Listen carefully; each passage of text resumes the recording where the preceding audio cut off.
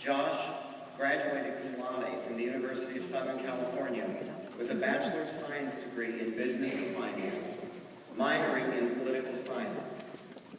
In 2007, he earned his Juris Doctorate from the University of Chicago School of Law, where he was involved in the Mandela Legal Aid Clinic, the South Asian Law Students Association, and was co-founder of the Neighbors Project, a program to teach critical thinking, problem solving, and writing skills to underprivileged Chicago public school students.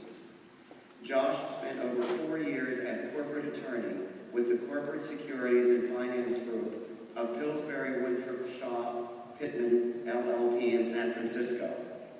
But in just the past 2 weeks, he was named a vice president at BlackRock, Inc., a leader in investment management, risk management, and advisory services for institutional and retail clients worldwide, where he'll be joining the legal department soon.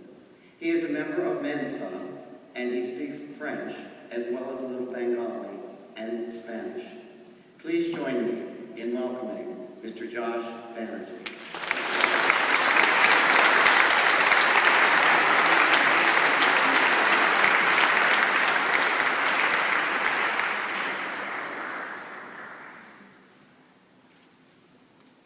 Thank you for the great introduction. I know all of you were told today that Justin Bieber would be speaking. But unfortunately that was a trick just to get everyone to get here on time. I know you're disappointed. I am a little disappointed too. But he and I have the same initials, so I'd be happy to sign a few autographs and maybe even pass them off as Biebers to someone at some point in time. All kidding aside, it's really an honor to be here today. This is the first time I've stood here since my graduation back in '95. In fact, during that graduation, I played the guitar during my class's performance of Winds of Change by the Scorpions. Chances are, our graduates have no idea who the Scorpions are. And selfishly, I hope that you won't be able to find a copy of that performance on YouTube, because as I recall, I really didn't play particularly well. But I'll start by acknowledging that we lawyers tend to talk a lot. Part of that is because we go by the hour. Part of that is because we love to hear the sound of our own voices. I will try to resist doing that today. And really all I aim to do is mystify our graduates about the future and what's to come, and also make them a little bit nostalgic about the past. And I'll do that through a simple analogy. And the analogy is to driving. The fact that our graduates will be getting their driver's license in the near future probably is a scary thought to all the parents out there, as it should be. To this day, my mom still holds on for dear life when I'm driving. And I'm pretty sure that will never change. But to continue the driving analogy, I'll borrow an ad slogan from Nissan. The slogan said, "Life is a journey, enjoy the ride." Although driving is a couple years away for many of you, the reality is you're already in the driver's seat, so to speak. And as any good driver knows, there are a couple key rules to the road. Rule number 1, always keep your eyes on the road ahead. By this, I mean that as you start high school, you have many opportunities and obstacles ahead. Some of you will be class valedictorians. Some will be CCS champions in multiple sports. Some will have a major role in school plays, in the glee club, on the school newspaper, and some will start the next great garage band. Some will volunteer for community service projects, and some will find ways to balance school, life, and a part-time job.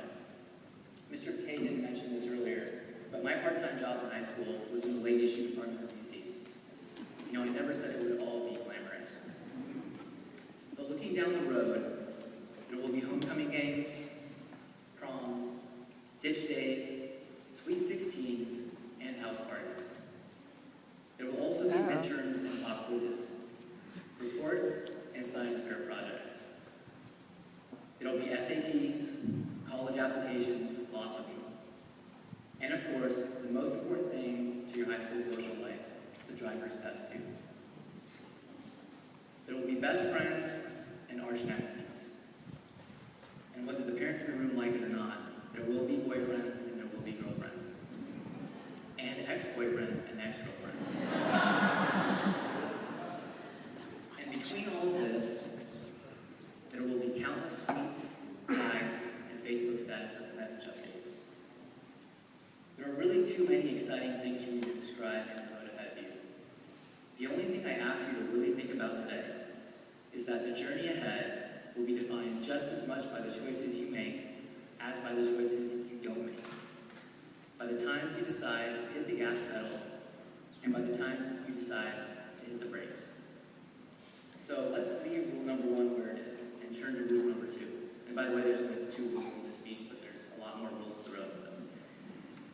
Rule number 2, check your mirrors every 6 to 8 seconds. Which of course is contradictory to rule number 1, right? I mean, how do you keep your eyes on the road at all times, but at the same time check your mirrors every 6 to 8 seconds? Well, as I learned here at St. Andrews, many of your teachers have eyes in the back of their heads. But for the rest of us who don't have mutant powers, this is just a challenge we have to deal with and consciously balance. But what do I mean by mirrors? Well, after you leave here today, St. Andrews will be in your rearview mirror.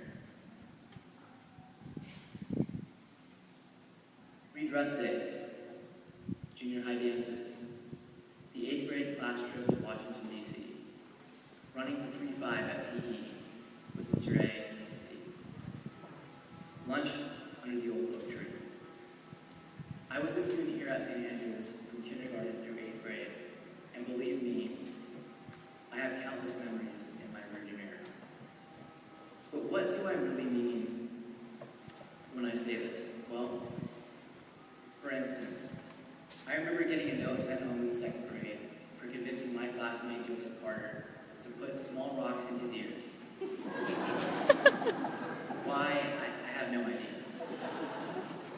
Unfortunately for Joseph, Mrs. Robles was demanding that he take them out. He could not hear her. So he got a note sent home too. I remember my first slow dance with my junior high crush, Katie McMains. Even though she was someone I had gone to school with every day of my life, and every year that I could remember from that point forward, I was still painfully nervous. And by the time I worked up the guts to ask her to actually dance, it was the last song of the night. Nothing Else Matters by Metallica. And during that moment, nothing else mattered. I remember routinely scrambling in the mornings to find a school sweater before chapel was lost and found. Preferably one that wasn't 3 sizes too big or obviously a girl's. I remember chewing gum in class and Mrs. Brown covering my mouth with her hand and asking me to spit the gum out. I told her that that wasn't a good idea for someone to ask someone else to spit with their hand. She asked why. She put her hand over my mouth like this. And in my infinite wisdom, I spit out not only the gum, but a little extra something. She quickly smeared the gum and the spit all over my face. Lesson learned. The further you get away from these types of memories, the smaller they will appear in your rearview mirror. That's why it's so critical to check the mirror frequently. Not only to remember all of these events that shaped your experience here, but also to remember the people, without whom those experiences wouldn't exist, and without whom you wouldn't be where you are today. Some of you may not yet be the minimum legal age to have Facebook accounts, but I know all of you do anyway. So look at your classmates to your right and to your left, and if you already aren't friends on Facebook, add each other. Maybe not this second, I know you all have smartphones and can do it, but definitely when you get home. But even better than that, make a vow today that once you start high school, that you'll check in with each other just to see how things are going. Make sure you attend each other's games, competitions, and performances. Make sure you invite each other to parties and sleepovers. Many of you will be at different high schools in the fall. But some of you will end up at the same high school, but may not be part of the same circle of friends. So when you see each other in the hallways, by the lockers, or in the cafeteria, always say hi. And in high school, it won't be hard to make new friends. They will find you, whether you want them to or not. But the challenge will really be to maintain the friendships you had in the past. And when you get further along down the road, it becomes extremely rare to be able to say that you're still tight with the people that you went to kindergarten with, or even to junior high. But what makes St. Andrews so unique is that so many of us alumni can honestly say that even today, we are best friends with some of our classmates. Just last summer, I was a groomsman at my best friend Sean Trant's wedding down in South America. It was the first time I had visited that part of the world, and on the flight down, I flew with Andrew Amdor. Sean, Andrew, and I met at St. Andrews when we were 5 years old. We are still making memories together to this day. A lot of my non-St. Andrews friends thought it was crazy when I was here that I would pretend not to be sick when I was, just so I wouldn't miss a day of school. Or that part of me was a little bummed when school got out for the summer. The stories I've told you today are the exact reasons why. You walked into the chapel today as classmates, but you leave today as alumni, as part of the St. Andrews family that now includes your class, my class, every class in between, and every class that preceded us. As part of this family, you will always have a home. Always have someone to listen when things aren't right. And there will always be someone who has you in their hearts, their thoughts, and wants nothing but the best for you. It's really tough being a teenager, I know. And if you ever have a moment where you're feeling overwhelmed, like the pressure is just too much, like you need to breathe, just come over to St. Andrews, pop into one of your old classrooms. You'll be glad you did, and the people here will be glad you did as well. I've given you enough to think about for now as you move on, so I'll wrap things up here. And by the way, Bieber's speech to you would have been about the same.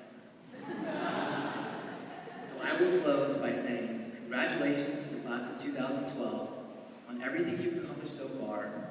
We're extremely proud of you for that, and we know that you'll continue to make us proud as you go on to do wonderful things down the road. Remember, life is a journey. Enjoy the ride. Thank you, and congratulations.